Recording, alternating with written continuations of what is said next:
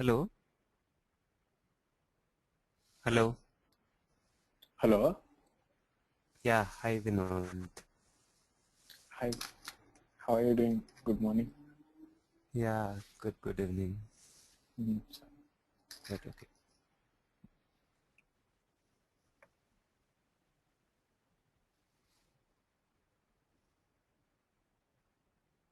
We'll start the class. Yeah. Okay.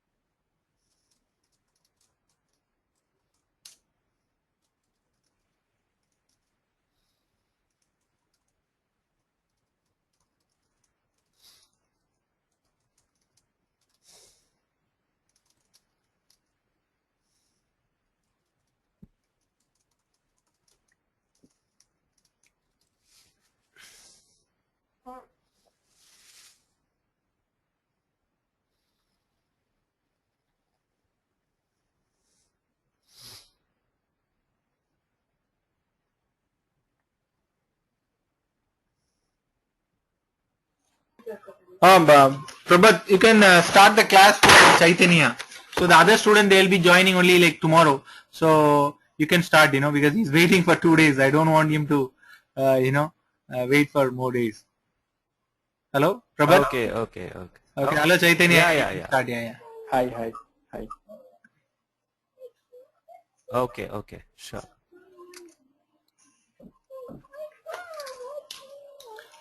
Do training day 1, day 2, loading bottom.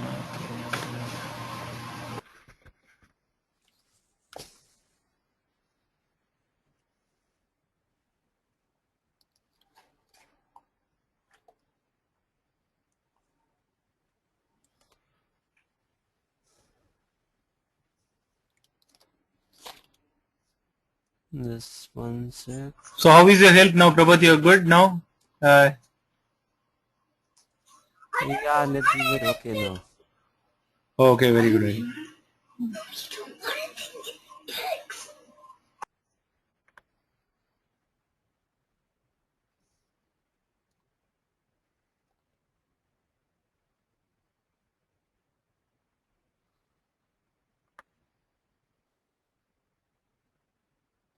Are you able to see now?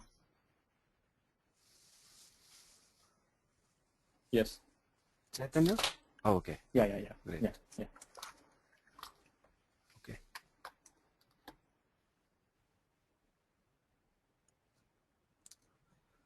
Okay. So today we'll start from the beginning, or you had some questions last class, or how to go about it? Means we have already done the initial introduction, right? So we'll skip it out. Okay. So this part I think we have covered this up. Yeah. Yes, we covered this thing. Yeah. So we had. Okay, this probably we can cover up. Maybe I'll Yes. just give We a did not brief. cover. Yeah. Yeah. So basically, if you see the current world, it's called data-driven world. So if you see Mm-hmm. various angles like scientific applications, various databases from astronomy or genomic data or environmental data or transportation data. So all this data needs to be analyzed, or analysis of this kind of data is also comes in top priority, because the way weather change happens, the way environmental science is growing, or the way the transportation is happening, Understood. or Yeah. the way genomic analysis is happening, or the way Mm-hmm. the astronomical data is growing. So there is some top intelligence which is needed on top of those data. So these are all various scientific applications which needs Hadoop kind of a framework to do data analytics. Then some humanity and social science, where a lot of books which is getting scanned, or there are, for example, is there are various countries where various mythological books are, historical books are there, but those are not uh, e-books. Those are all olden books. So to save those, normally the scanning of those books are getting done, and converting those into PDFs and all this is going on. So that also contributes to a lot of data, a lot of historical documents, social interaction data. That is very clear through Facebook, Twitter, all this. New technologies like GPS, which is also contributing to data to a very much extent. Large amount. Then business and commerce, if we see, let it be to conclude something or to take some decisions at the end of the year. So high or top level management definitely will go through each quarter results, corporate sales, which are the orders in pending, which are the cold, right. So that those data need to be analyzed. Similarly, stock market transactions, it may be New York Stock Exchange, it may be any stock exchange where whatever the transaction happens, those are also need to be analyzed, right? Yeah. Then census, basically population, counting and all this. Then airline traffic, that is also a biggest contributor to data. Then online shopping, that's also biggest contributor nowadays, and analysis need to be done.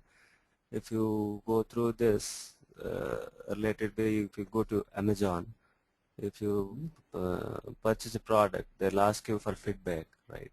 So they will ask you whether you like the product. If you like the product, give some comments. So based on your comments and based on your liking, the rating is defined. For example, that's called being that is called actually analytics. What happens is you purchase a product or somebody purchases a product, then the person will be asked to give a feedback. The person will be giving liking or comment on that particular product. So after that, what will happen is, let it be, for example, the comment might be something like product is good, right? Or somebody can say like that he might like the product. Yeah, maybe like if we had an additional feature, consider it is a mobile or something in that manner. Yeah, the comment could be right. Yeah. But quite a few times what happens is there will be a liking, but the comment might be negative. So how to do analytics in those cases? Yeah. So what you need to do is, first of all, the comment and liking should match each other. Otherwise, it should be ignored, right? If somebody liked the product, but if the comment is negative, then that we are not going to consider. That the analytics person is not going to consider it, right? Then how to come to the conclusion what kind of rating it could be. For example, if somebody says excellent, I mean basically the some particular dictionary kind of thing needs to be formed, and accordingly one kind of a mapping needs to be done. What kind of comment will come into which category of rating, right?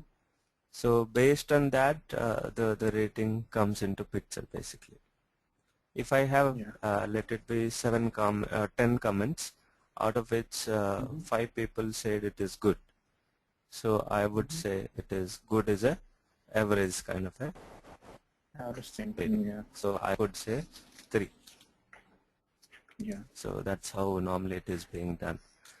So why it is important? Because nowadays everywhere, like for example, there are products which are coming up where doing a sentiment analysis of the product in Facebook or Twitter or in any social networking sites. For example, I have a company, maybe Sensodyne toothpaste. There may be another toothpaste which is very olden days, that Pepsodent or something like this, right? So when I want to know the customer sentiments on my product, or one product is going better than my product, then how to do customer sentiment analysis? So what I would do is I'll just go to a social networking site and I'll open a page for myself, and I will see what people are people sentiment, whether somebody is liking, if all somebody is liking, what kind of comment they are giving. From that I'll come to a I'll go an analysis, make an analysis. So I think IBM had developed a product. IBM had developed a product which will do customer sentiment analysis on from a social networking site, Facebook or Twitter.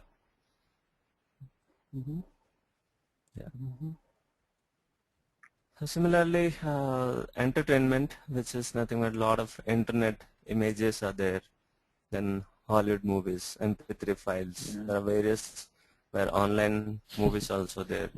So in those cases, how to do data analytics? Correct. In medicine or medical, I have a question. Correct. Most of these things are unstructured, right? Most of these data are unstructured, right? Actually, those are all semi-structured, I would say, because it's a mix of structured and unstructured. Business and commerce may be structured because most of the business and commerce may be structured because most of the thing is done in ERP systems. Means I am thinking, I'm not sure. Right. But if you see other example, if you let it be, which example? Like anything you can take about. See, I mean some part of data which can be normalized, but other part of data it can't be normalized. So most, I mean true, most of the part may be unstructured, and some part which fits into which can be structured. Overall, it is called semi-structured, where it is mix of structured and unstructured. Make sense? Or yeah.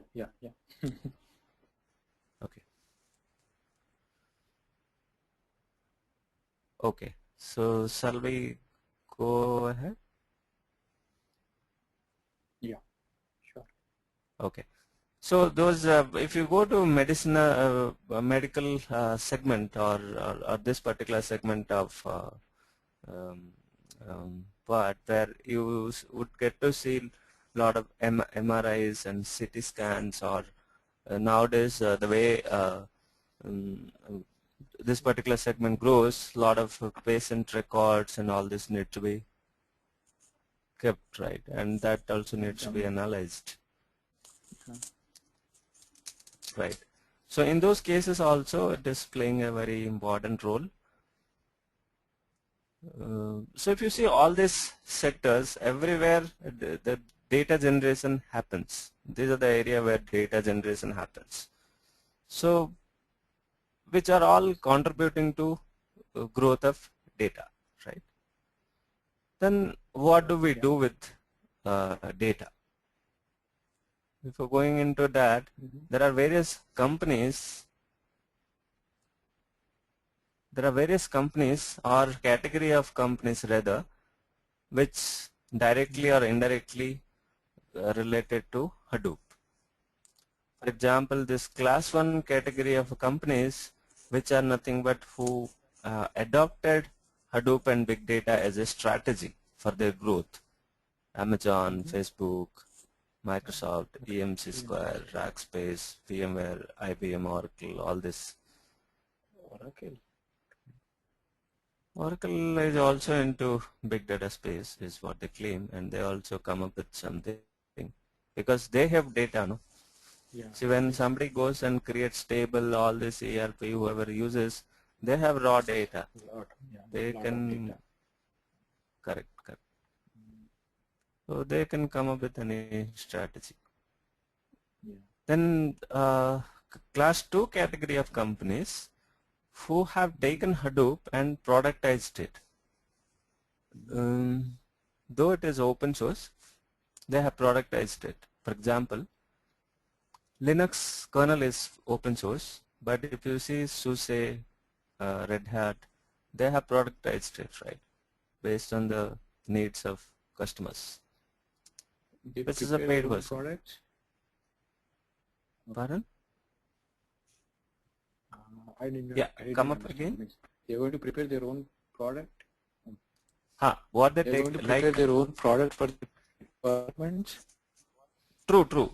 Yes, they are doing it right now. What they are doing is, basically is, if you take a Linux kernel, that's free open source. What SUSE does, they take the Linux kernel, put some management software to it, and make easy or something, then they distribute it, right? So SUSE is a basically paid version, right? You pay for it. Enhanced. So similarly, though Hadoop is open source, yeah. Any questions? They have enhanced the project. No. Okay. So Cloudera, Hortonworks, there are various distributions. Distribution comes from Hadoop. So those are all paid versions.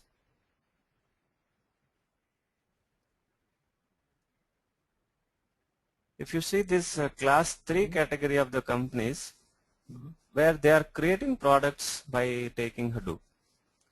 For example, this DataSift or DataStax or 1010 data, or these are the companies who are producing products involving Hadoop.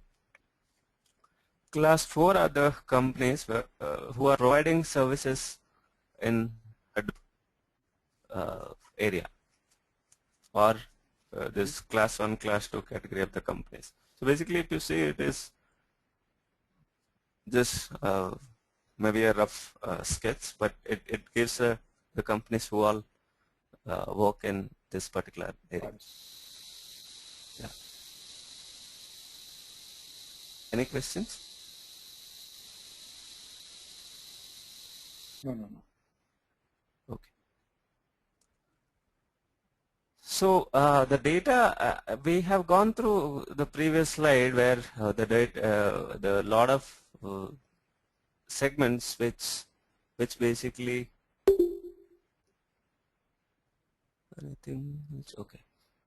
which basically contributes to data generation. Then after getting all this data, then what do we do with this amount of data? So as of now, or till today, what we have been doing is we just ignore this, right? Rather doing something, we just ignore. That's all we have been doing. But as the today's generation wants analytics on top of this, because the people's,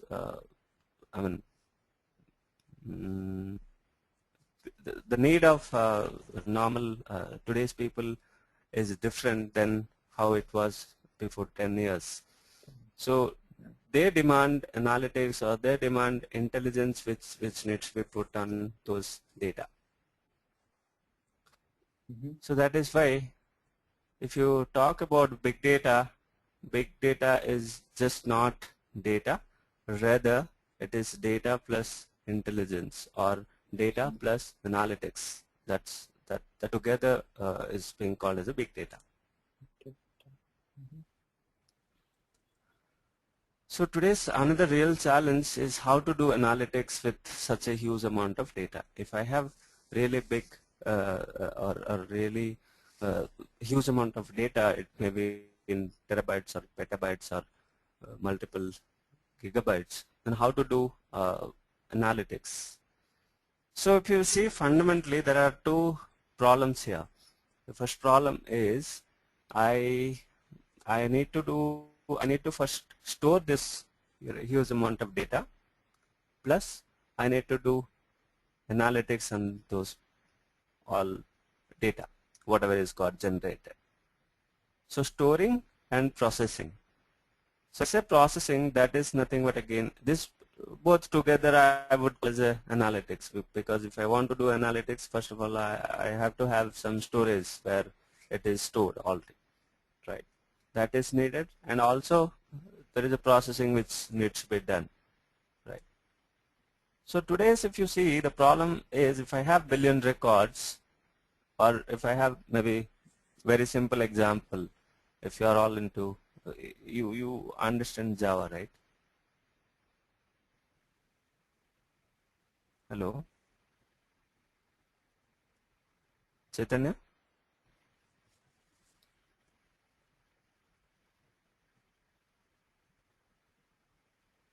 Hello?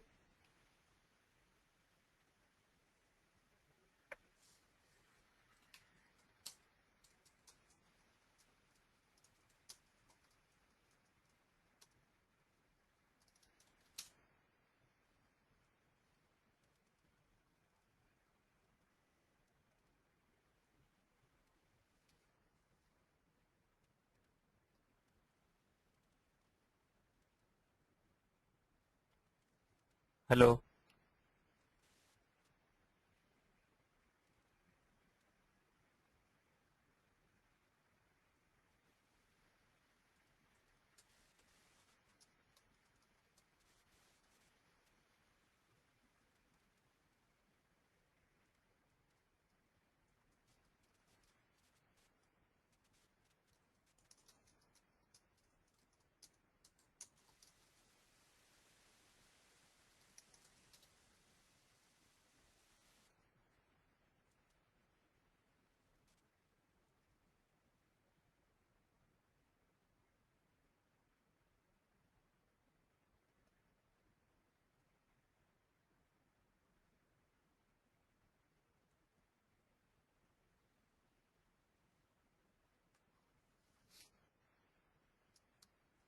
Hello? Yeah, Chaitanya, are you able to listen?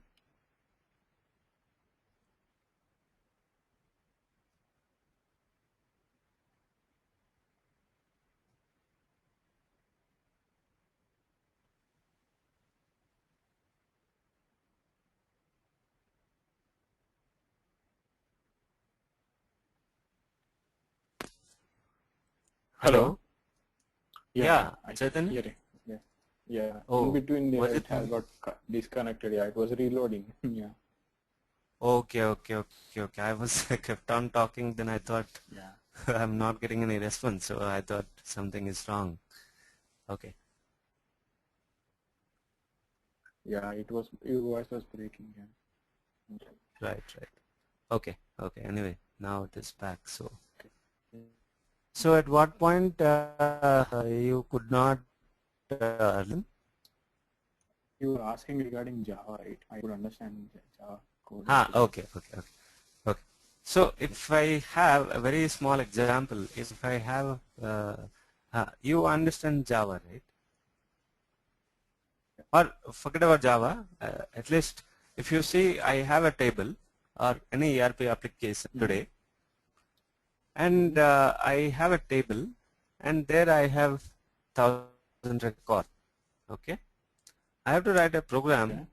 to generate a report, okay? Mm-hmm. Mm-hmm. So if I would do that, then I'll write a small module in Java which will go and write a query,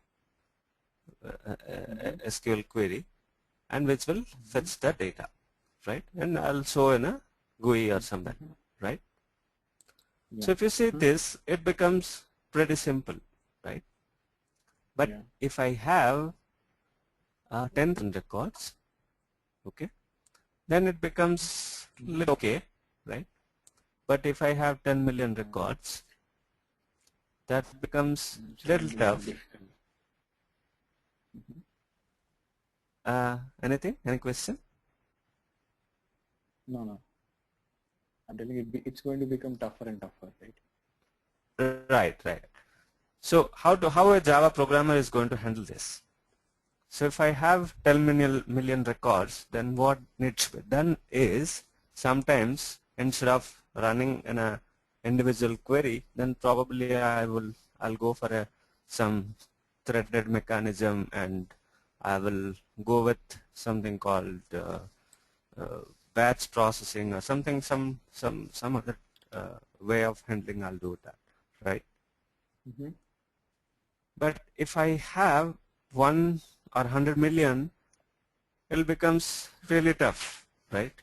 But if I have a billion records, then it is almost impossible. I mean, your database will go crash. You will not get reports. If at all you'll get after 10 hours, or maybe it'll take very long time. That's what happens. That's what happens today for SAP. If you have a mid-sized company, you want to generate a report, and if you see, there are multiple problems also with RDBMS today. So if I let it be, I have multiple tables now, and I want to generate a report. So what I would do is, I would write, if it is Oracle, then I will go with some stored procedure to be returned, and I'll create some logical table structure, maybe view or something. Then I'll write a query to fetch the records, right? So by design, if I write a query, then there is something called query processing engine, which is sitting in the database. That will be getting the query. Then it will give to the internal database engine, right, which will basically go read some continuous chunk of data, which is raw data. That's what DB would be doing. And in some data structure, it might be following some tree or some structure. It is putting the data, right? So it will go and fetch those data. So if I have maybe 2 tables I'm having, okay, just for example I'm saying, and in one table I have 100 attributes, and in another table I have 300 attributes. Means attributes are columns, right? Right. Yeah. So if I want to fetch only a report which is consisting of 3 attributes from table A and 5 attributes from table B. So I will write a query to get this 2 table joined and get me this 5 plus 3, 8 attributes, right? But if you see really, how many attributes are there? 100 and 300, 400 attributes, right? Yeah.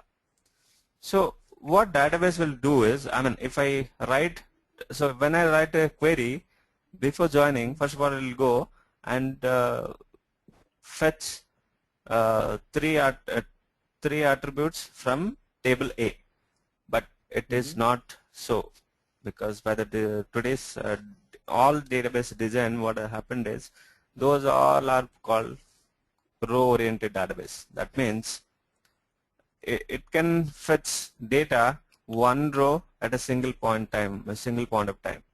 It cannot fetch only 1 or 2 attributes, right? So what it will do is, exactly.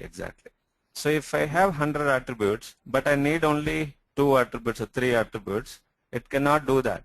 What it will do is, all chunk of data which is residing in memory, it will fetch everything. Then it will make a filter what is being asked for 2 attributes. Then it will give 2 attributes. The rest all it will ignore. Very lengthy. So right. So similarly for the table B, I have 300 attributes. Out of that only I need around 5 attributes. But it will fetch everything, then it will make a filter, then it will give it to you. So if you see, yeah. Any question? No. Okay. So basically, if you see here, yeah, tell me. Yeah. Means basically it's going to take all the data and then means initially it's going to store all the data and then delete it whatever it's not required, right? So it's pretty lengthy process or require a lot of internal memory maybe. Exactly. Internal memory, see, it is not storing. Anyway, storing is something like intermediate storing, but the amount of processing it involves, the time is a critical crucial factor, right? Okay, because the data is huge. Yeah. Yes, right, right. So in that case, I'm wasting my unnecessary time for unnecessary data fetching, which is not needed, right? Yes. So that is a fundamental problem with RDBMS, and which is called, I mean, all RDBMS today, whatever we have, all are row-oriented database. So, and the amount of time which gets involved in your this what do you call, indexing, joining, querying, all this is a trouble. That is why the reason normally there is a need of a NoSQL. Yeah, I missed your question. No, because of joining and querying all these things, so this problem is going to be multiplied because the same data is going to be taken thrice and twice, right? So Correct. That's we're what the making it problem tougher and is. tougher for ourselves. Exactly. So that is why there is a need of a NoSQL database where there is no need of this kind of problems, right? And also the architecture of NoSQL database will be really different than what we have today. So those are all basically equipped to handle this kind of a scale. Okay. So that's fundamental problem of today's RDBMS stuff. Then there is no distributed file system today for handling data which will help us in failover or high availability kind of stuff. If I have data in a node and if that crashes, then only way, I mean, whatever processing I would have done, that time is gone. I mean, again it has to be done from the beginning, right? For example, I have 1 terabyte of data and I'm doing some analytics in the mid of something that server crashed, and there is no other way to get those data back because those all data was residing in a native file system, right?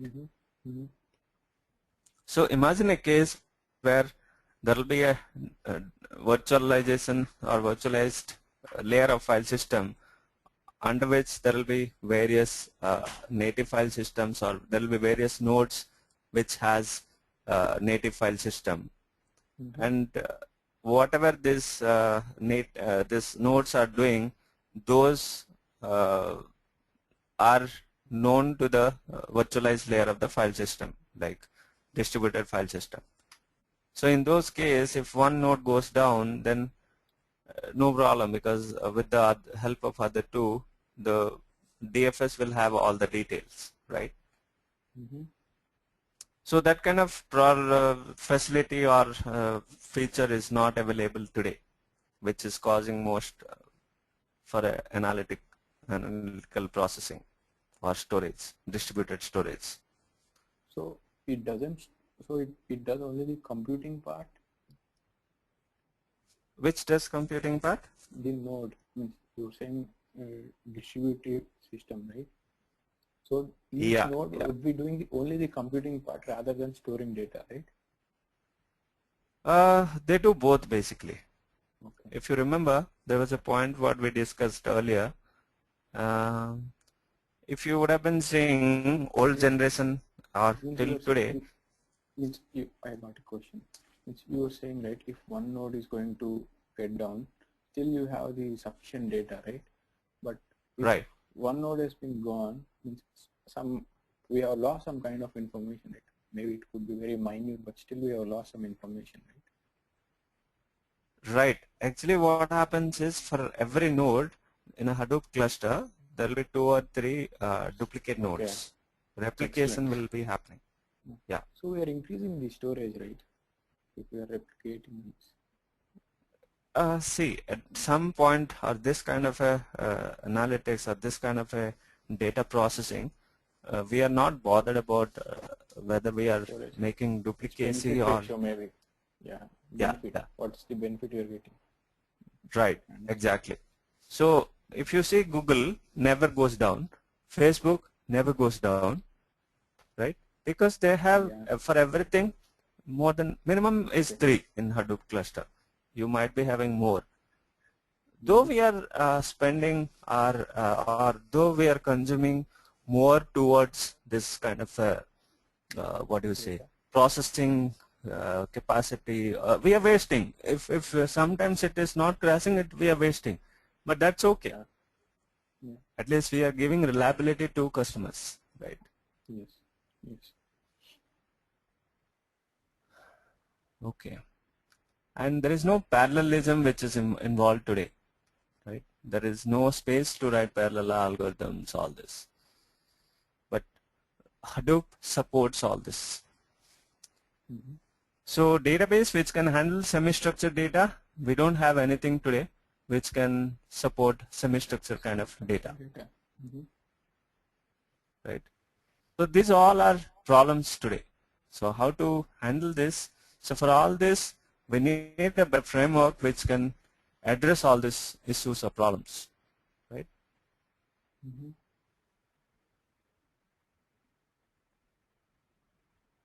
Okay. So if you see, as per IDC, which is a market research company, the big data market will be around $24 million in so $24 billion by 2016, and big data would create around 44 million jobs by 2015. Wow. Yeah, there is a shortage of around 1,40,000 to 2 lakh big data professionals in US alone. So that is what the research what IDC had come out. So I just wanted to put here. Okay.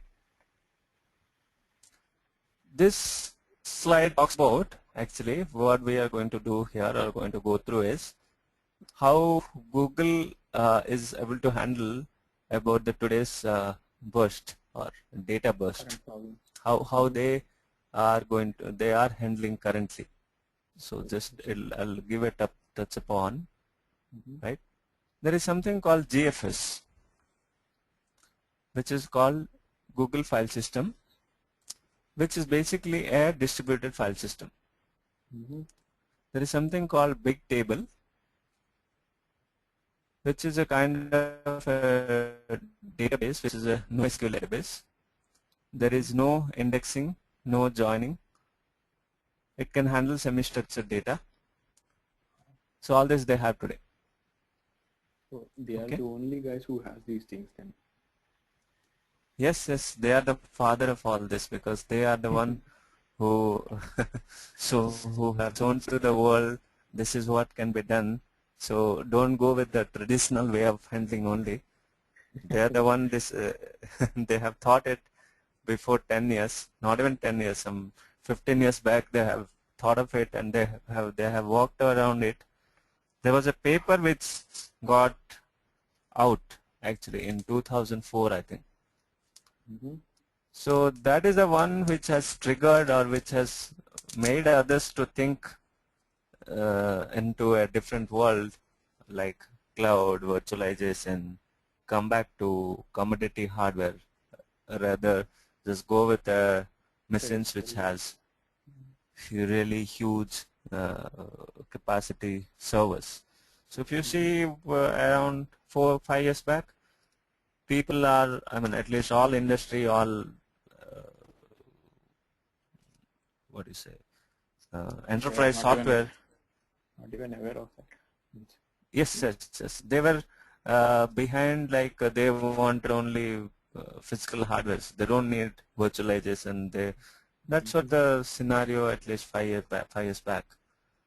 At least that 2009 or 8, that global economy down, then uh, they didn't have money to buy or purchase physical hardware. So that's where they wanted to have virtualization into place. And before that, this paper that had compelled them to think about virtualization and go to commodity hardware world, right? Anyway, this MapReduce technology is nothing but a data processing framework which gives parallelism, which gives a lot of the bunch of facilities. Then there are a lot of data analytics tools which they use and which make their data analytics easy. Okay, so that's how basically they handle this. They handle data burst problem today. So exactly the similar synonym is available in HD or Hadoop. If you take this counterpart of GFS, which is nothing but HDFS, which is Hadoop distributed file system. Yes, yes. If you talk about the corresponding counterpart of a big table, which is nothing but a HBase, which is a NoSQL database. So similarly, MapReduce is anywhere there. And various tools are also available, right, which we categorize into Hadoop ecosystem. Okay. Any questions as of now? No, I'm curious to know, means if it is not in, you're saying that big table, right? So it is not in the form of relation database, doesn't have tables, or is it a 3D table, or it's a different, yeah. Actually, it is different. I mean, it is designed differently, and it is designed to handle basically semi-structured data or unstructured data rather. It does not have any indexing or join kind of an operator, but yeah, structured data also can be pushed into that and can be handled. But is way semi-structured means it could definitely handle structured, right? Exactly, yeah. So, but is way different than the way RDBMS is handling today. Okay, we'll go through that. I mean, once we reach there. Give me but if you have, what is the paper which was published? I'll go through that.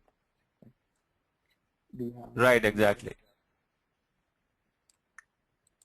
You can Google it to get through it. Basically, they have said there this MapReduce algorithm and this kind of a big table, and basically the structure is totally different. The paper talks about that, basically. Yeah, I'll try to search it out. it's available actually. I mean, in the internet you can just go and search it. Yeah. Okay.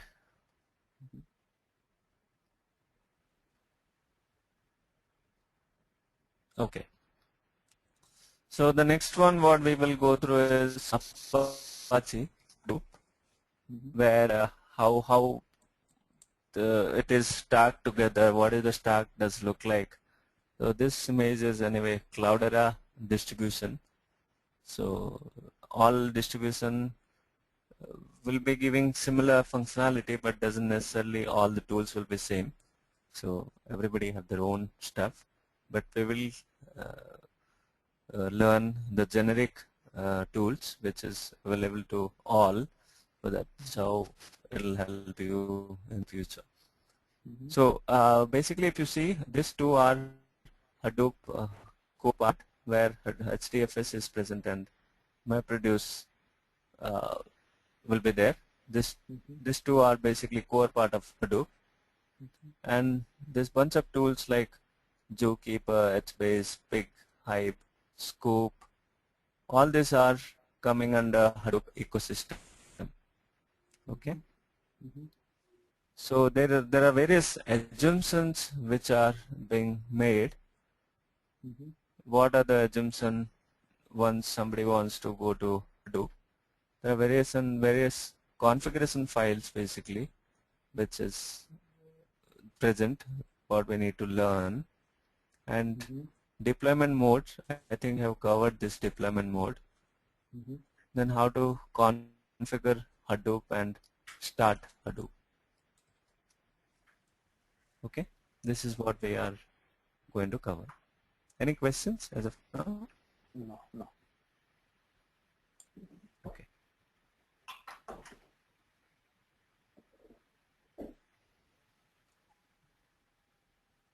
Okay, so Hadoop is nothing but a open source software platform which lets one easily write and run applications that can process vast amount of data. So it includes two parts, Hadoop core and Hadoop ecosystem. Okay. So when I talk about Hadoop core, which is again there are two elements there, which is HDFS and other is MapReduce. So when I talk about HDFS, this is nothing but a Hadoop distributed file system, which is a distributed storage, I would say rather. But when I talk about MapReduce, it is basically a distributed data processing engine. Make sense? So it is computing engine. Yeah. And if you see, Yahoo is the biggest contributor to Hadoop. Okay, so I'll tell you the story how it has come. When this 2004 that paper is out, after that actually if you would see, or if you go back at least 15 years back, all the internet market or e-commerce was ruled by Yahoo. Yahoo, yeah. At least in 90s. Yes. So before 2000 basically, all the till 1990 or around 2000 also the Yahoo was the biggest. Yahoo. Yeah.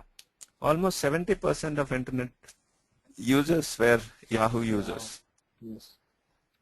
But the day Google had come out with this strategy, Google has taken away all the Yahoo business.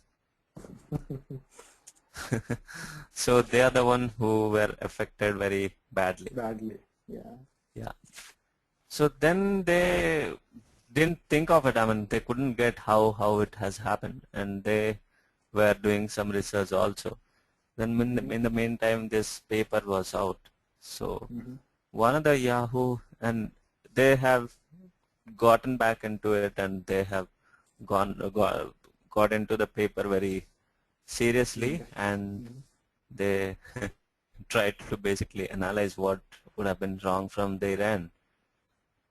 And one of the engineer from Yahoo had gone little ahead, and he has developed basically, he has taken the concepts from Big Table, he has taken the concepts from GFS, and he has written a file system which is HDFS what we have today. And yeah, and once he has written and developed it, then Yahoo decided not to keep us with only themselves. Let us give into a open source community. So then it is hosted into Apache and hosted as a project. So that's where the first version of Hadoop came into picture. Okay, so that's how they tried to improve, but that time Google was much ahead, so they couldn't catch them up. That's the biggest story. Okay. Any questions? No. Okay. So if you see how it is useful, it is ready to be scalable. It can easily store and process petabytes of data. It is really economical in nature, so it distributes data and processing across clusters of commonly available computers. That means it doesn't need anything such a special kind of a platform or special kind of a hardware or a big huge hardwares like if you say Superdome 2 or mainframe. Those are all costly and very powerful machines or high Computing power. performance computing kind of machines. Mm-hmm. Yeah. So those kind of machines are not needed for Hadoop. It needs basically commodity hardware, which is like common machine what we have x86 based processors.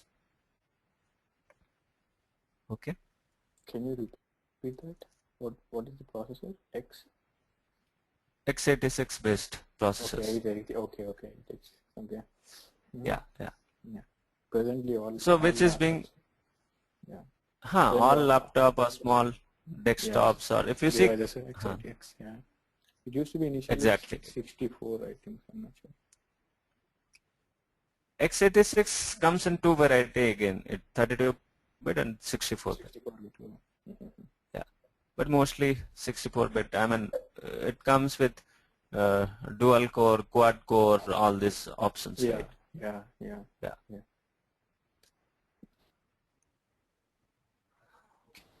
So if you see Google, what they believe is they are the one who changed the strategy of the world. People were always thinking, if I have a powerful processor, if I have powerful server, that can do wonders for me. But they have changed this story altogether. They have thought, no, instead of having a single powerful machines, it's better to have a cluster of small commodity hardware kind of a machines. So those are all economical in nature, and they basically take those machines and take the operating system Easy Linux to and they maintain as well. change whatever. Yeah, easy to maintenance, right? Easy to write softwares, easy to take out of the kernel which is not needed. That's what they do. Replace it. Yeah. Correct. And efficient because by distributing data, obviously it can run in parallel on the nodes where the data is located, so that will become more efficient. Any analytics algorithm will be more efficient by this way, right? It is reliable because you can multiple copies of data can be maintained and automatically redeploys computing tasks based on the failures. So that's why it is more reliable in nature. So due to these 5-6 properties, it is having higher precedence over anybody else. Okay. Any questions? No. Okay. Okay, so this I think I had told the other day, but again to just iterate upon, this basically talks about the outer world which has semi-structured data. So when I talk about database, which is particularly structured data or normalized data rather, then these are denoting or these are particularly explaining about different kinds of data, which may be a file or document or image or audio file or video file, all this. If you take both as a mixer, it is kind of a semi-structured data. So this all needs to be first put into HDFS, which is the distributed storage, which is the first entry point to Hadoop stack, right? If you see, you need various tools to make an import and export of data, right? So in this way, these tools again. There are tools called Scoop. If you remember, just some time back I told. which is used for this kind of utilities. Then once data goes to HDFS, and there are various ways to how HDFS behaves that we will learn upcoming classes. Then once it goes to HDFS, then it sits there, then it is easy for us to either put into HBase or whatever we feel it is structured data we can put into HBase. It defines a nature of data, what kind of operation we need. Based on that we can choose either it should go to HBase or it should be there in a file system. Then once we need some kind of we have a BI function, business intelligence function, where we want to do some analytics. Then we will write our algorithm, then we'll do processing. Any questions? No. Okay. Once we have those in place, then there are various other tools like Hive, Pig, all this will be used, or Zookeeper, all this will be used. Okay.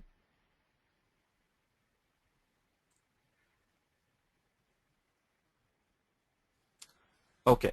So this gives basically high-level architecture of Hadoop.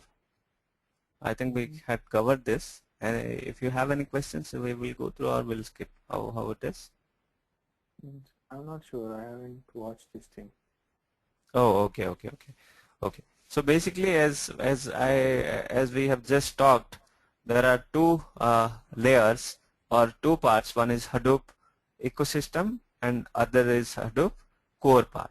So basically, yeah, this explains the core part of Hadoop. Okay. So where actually I have one is called HDFS layer, other is called MapReduce layer. Okay.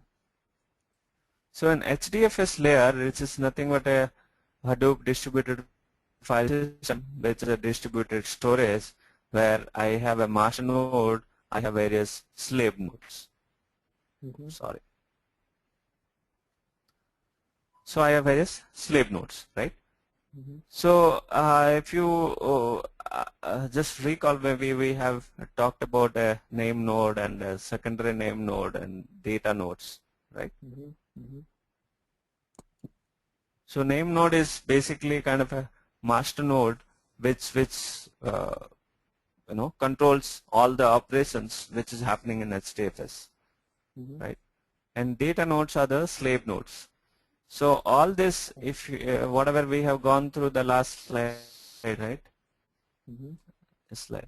This data goes and being pushed into HDFS, right? So it comes here and comes to the name node. Okay. Once it comes to name node, it pushes the data to various data nodes. Okay.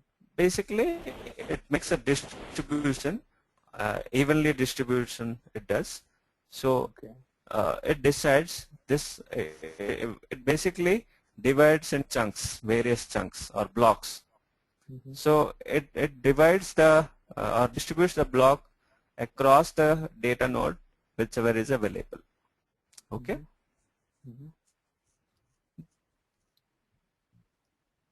So name node resides in the master node. Data nodes are the slave nodes. This is all it explains. This is how the structure or architecture does look like. Then if I go to the next layer, which is MapReduce layer, where I will write a MapReduce job, and where I will define, I'll write a parallel algorithm, or I'll write my own algorithm to process my data. Then a job will be created, job ID will be created, and a job will be submitted. Then there will be a daemon which is called job tracker daemon. This particular job will be creating various tasks, and there will be a task tracker daemon which will be monitoring this task. Okay. So task tracker will be running on slave nodes mostly, and job tracker will be present in master nodes. Okay, that's how the architecture is. So does it make sense or? Any? This job track is nothing but analytics, right? It's BI. Job tracker is basically the daemon which tracks the which keeping in track of the job is how much time, how much percentage of job is done, is it done, or is it coming out with some error, or basically it keeps track of the status of the job. Okay. Means it is not analytics, right? Then. It is analytics only. That means it's a MapReduce algorithm which is there, which is written, and whatever MapReduce job which is submitted, that's analytics only, right? Yeah. That's what I was asking. Yeah. True. Yes. Any other questions? No. Okay. It's clear. It's very clear. Okay. Now we will go through the assumptions which is made for Hadoop. Mm-hmm. Basically, it is written with large clusters of computers in mind, and is built around following assumptions. So it is really built for a large clusters of computers, not like having some constraints like 1 or 2, 3, 5 like this. It can be scaled to a point wherever it is required, wherever it is needed, how much ever is needed. So it can be 100, it can be any point or number. So the assumption which is made is hardware can fail. This is what the first assumption which is made. Mm-hmm. Because any hardware can go for a toss, right?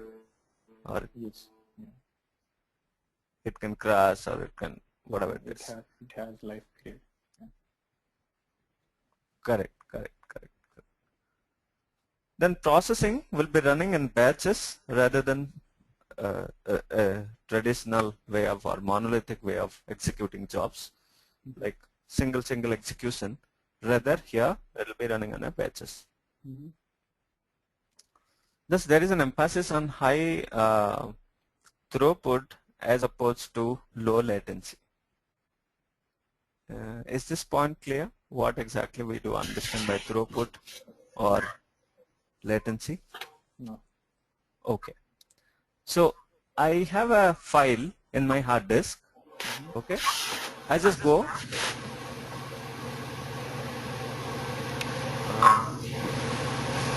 There's some noise actually. Yeah. Hello. Yeah. Okay. So if you see, if I have a file in my hard disk and I go, I want to just open that file. Mm-hmm. Then what do? I just go and double click on it. So the time taken to open that file, or the time taken for the processor to access the file, is nothing but latency, right? Latency. So it is nothing but efficiency then. Exactly. So when latency is very less, then we can say the efficiency is more. Very efficient. Right? Yeah. Okay. Yeah. So when it is more efficient, or the efficiency is more, then I would say the performance is better. When performance is better, that is nothing but throughput is better, or throughput is high. Okay. Right? Throughput is performance, latency is something related to efficiency. Yes. So when actually the latency will be low, always the throughput will be high. Yeah, it's inversely proportional. Yeah. Correct. So if I have every data on a same machine, then definitely the latency will be low, right? Yeah. But if there is a crash happens, or if there is some unhappening happens, then it impacts my performance, right? Yes. it might reduce. That is why if all this data are in a cluster, then at that time I have to do a benchmarking or do a tuning for performance by compromising latency, right? So when I run a particular job at once, then it has to go and read all this data. When I will run multiple jobs at the same time, it has to go and read the same data, right? So what this line explains is, if I run in batches, okay, then the latency what it would have been if it would have read 4 or 5 times, then that I'm reducing by running in batches. Make sense? Yeah. Yes. Okay. So little chunks of data, so it could be done faster and faster, right? Exactly. So basically, there the throughput. Yeah, I'm sorry. Come up. Maybe it is very off the limit, but as we initially discussed, right? This data would be stored in different. Each data would be minimum stored three places, minimum 3 or 4 places, right? So if we are processing, right. we are processing the same data thrice. Means if all 3 data is available, is it? So we are processing the same data thrice if everything is working perfectly. No. I don't think it is. Every data is not. See, when replication happens, but replication will be again maintained by HDFS itself by its own. So when one node goes down, then only this other two will be coming into picture for processing. Okay. Otherwise, the one which is available only it will go and do the process. Okay. Yeah. So basically, what it means is, like, if I run in batches, then I'm increasing my throughput as opposed to the low latency. Right? Okay. Is this clear, or you have some still doubts? No. As of now, it's clear. Okay. Okay. The next is applications that run on HDFS have large data sets. That means if I have small data or not much of data, and if I will go and take into Hadoop cluster, then it's a cumbersome operation because there will be much of the time which will be spent in Hadoop, right? So it is meant to have, it is meant for a big data sets. It's not like I have 100 MB and I'll go for a Hadoop data processing, which will be an overhead and which is a waste. Yes. Right? That's what it means. A typical file in HDFS, it should range from gigabytes to terabytes to petabytes in size. Okay. It would provide high aggregate data bandwidth and scale to hundreds of nodes in a single cluster. So basically what it means is, like, it can scale to hundreds of nodes based on the need. It should support 10 millions of files in a single instance. Okay. There is one more thought here, like there might be possible, it might be possible, I have a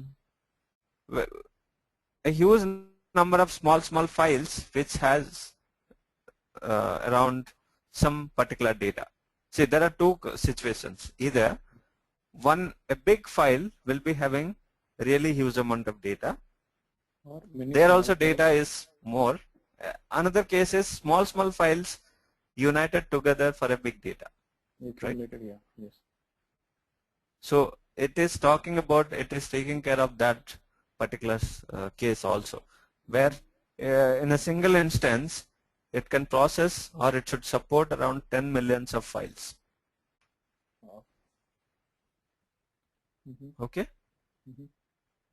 Okay. Tens of millions of files. That is the consideration or assumption which is made. Then applications, basically the applications which will run here need a model which is called write once and read many times model. Okay. If you go for any analytics, what is happening is basically we'll go and read the file and do analytics and come up with a result, right? We don't need to write it multiple times. Basically, if I have, for example, I'll give an example. If I have some petabyte of data and I want to do some business intelligence there, I have a lot of business analytics functions which are defined by my business analyst. So for this reason, what I have to do is I'll take all this data, move into Hadoop cluster or HDFS. Once it is there in HDFS, so when I move, actually what I do is I am writing this data to the HDFS, right? Once it is written, I'll write multiple algorithms or multiple processing algorithms rather. Yeah, tell me. Any questions? No. We are introducing all this into HDFS through scooping or something in that manner, right? Right. Yeah. Once this is done, then I'll read many times for my processing. I don't need to write it again and again for all my BF needs. Okay. Got it? Okay. Yes. So that's how basically it is following write once and read many times model. Okay. The next, is it clear? Yes. Okay. The next point is like moving computation is cheaper than moving data. So if you would have seen, if now all the application which is there, the model which we follow is move all this data to the computation node, right? But here what happens is the computation, the moving computation to the data is cheaper. That means because data we have name node. Yeah, come on. We have large data, so moving that to exactly. Yes. Makes sense. True. Since we have really large data, if we'll keep on moving our data to computation, then all the time we will be spending on the network itself. Yes. This is one point about the time, because other point might also be, since we will moving around data, there might be right? There is a possibility that over the network there might be miss of packets. Data. Some packets might be missed, or once they transfer, the again assembling, disassembling of the packets will be again a trouble, right? Okay. So all this is again a overhead over the network, so which is very costly operation. So that's why what they thought is rather move computation to the data. So if you would have seen this particular diagram, where what happens is I have a name node. I'm moving. So first of all, when I export this to a HDFS, all this big data file, then that will be evenly distributed to data nodes, right? Then when a job will be written, or a MapReduce processing job will be written, then it will be submitted to name node. Then the computation also will be moved to data node. So whichever node has whatever amount of data, the computation also will be done for those in the same data node. Make sense? Yes. So in that way, if you see, the configuration of the machines also differs. Yeah. Name node, what it does, it is like a master node. So here distributes data and it pushes the computation also to wherever and whatever it sees, right? So this name node does not need to have big storage or big RAM. If a name node has a particular RAM is better CPU, and average RAM should do the job. But for data node, you should have a better processor, better RAM, and large space. Exactly. Maybe this is like front end and all this is back end. Exactly. So that's how it happens.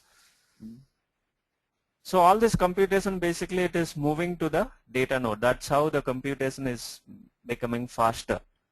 And once the computation is performed by the data node, again it will communicate to the name node. Name node will collect the result and give it back to the client, whoever is asking for. Make sense? Yes. Okay, great.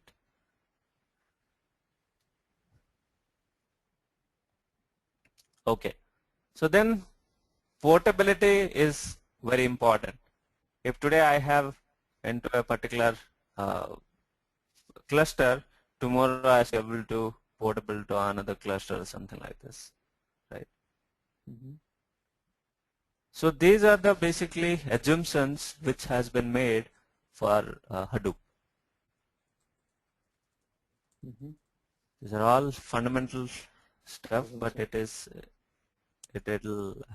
needs. It's actually means addressing many problems, right? What are all the present problems? They have made all those as assumptions. Correct. It is more important to just, before jumping into straight away to the Hadoop, it is needed to spend some time here and understand this. It will help us in longer run. Yeah. Okay. So after this assumptions, we'll go through this deployment mode today, or we will cover it in next class. How do you think?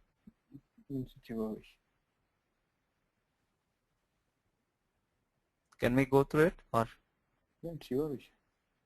Yeah, we'll cover this and we'll stop then. Okay, no problem. Okay. So there are various, basically 3 deployment modes which are available, right, today. So there is something called standalone or local mode. Okay. Then there is something called pseudo distributed mode, and there is something called fully distributed mode. Okay. So when we see this standalone or local mode, here basically there will be no daemons running. All will run on a same JVM, on a single JVM, and it is pretty much good for a development mode. JVM means right? If somebody is a pardon? What is JVM? JVM is Java Virtual Machine. Correct. Okay. Yeah. So when we have this pseudo distributed mode, it is kind of a basically this standalone mode is better for developers who can set up Hadoop in this particular mode or deploy Hadoop in this particular mode. Okay. But there is something called fully distributed mode where Hadoop is running on multiple machines which all will be forming a cluster, and it is best suited for production environment. I think it's production cluster. ERP, right? When you are trying to, isn't it similar to ERP? Fully distributed mode. Okay, see, there is little difference. ERP will be generating data, right? It's not ERP, it is one level above ERP. So once ERP is generated all this data, then somebody wants to analyze all this data or process all this data. That's where this will come into picture. Yeah. Okay. So this pseudo distributed mode is basically an intermediate between standalone and fully distributed mode. So here it is a The production cluster environment, however it is a simulation of that, a cluster simulation on a single machine, right?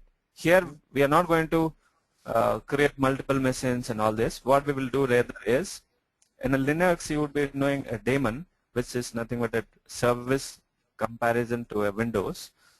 So here all the service will be running as a daemon. So all daemons will be running on a single JVM and a cluster simulation on a single machine. Right? So basically all these data nodes, name nodes, for everything there will be a daemon responsible, and this is a simulation of a production environment. So this is best suited for a development and test purpose, dev and test. Okay. So we have to deploy all three of them then. No, if we do this, which will solve most of our purpose, and we'll go through this. We'll do this one. Okay. So Okay. when you said, so here actually when you said a cluster simulation, a cluster simulation on a single machine, right? Yeah. Each activity is one cluster. One system would be could be one or many systems, right? See what happens. What it means is, like when you say cluster, you have data node different, you have name node different, you have job tracker different, you have task tracker different. Yes. But here what happens is, everything, each one will be a daemon. System. Exactly. Each one is one particular system, or everything happens in only one system? No, everything will be on a same machine. Single machine. Okay. Okay. And all this will be a different daemons. Okay. Yeah, I understand. Okay. On a single system, when do you distribute it? Exactly. Yeah. Slice and dice. Yeah. Right. So when the code, whatever is written here, or the software which is developed on the simulation, almost it will be similar and can be deployed in a production environment. It is being seen. Okay. So maintenance is also done in sudo, or it could be done in full distributed mode? What is that? Maintenance. Maintenance will be easy if we have sudo distributed mode, right? If you have fully distributed mode, all the time will be gone. Yeah, all the time it will be gone and just maintaining rather developing something. Right. So does it make sense whatever we covered today? Yeah. Or any questions if you have something? Chaitanya, you have knowledge in Unix, Linux, and core Java. How do you rate yourself in Linux? Do you have understanding in Linux? Basic. Okay, keep learning that. Okay, whenever you have time, just install Linux and keep working on some practice on that. How about core Java? I'm telling everything is basic. Basic. Okay, no problem. Okay. So Prabhat, you can guide him like what way, like you want to learn, like of course you don't want to be like a Java developer, but from Hadoop perspective, we need him, right? Something like you can refer him something, so he can start parallelly. He can start learning. Right. So what basically you need to be equipped with from core Java perspective, threading, all the OOPS concept, along with the packaging part, and exception handling. These are the parts of Java. If you go through, then it will be easy for us to write Java Hadoop programs in Java. Can you repeat all those things? I would be taking note and noting down. Threading. Okay. See all this OOPS concept of Java.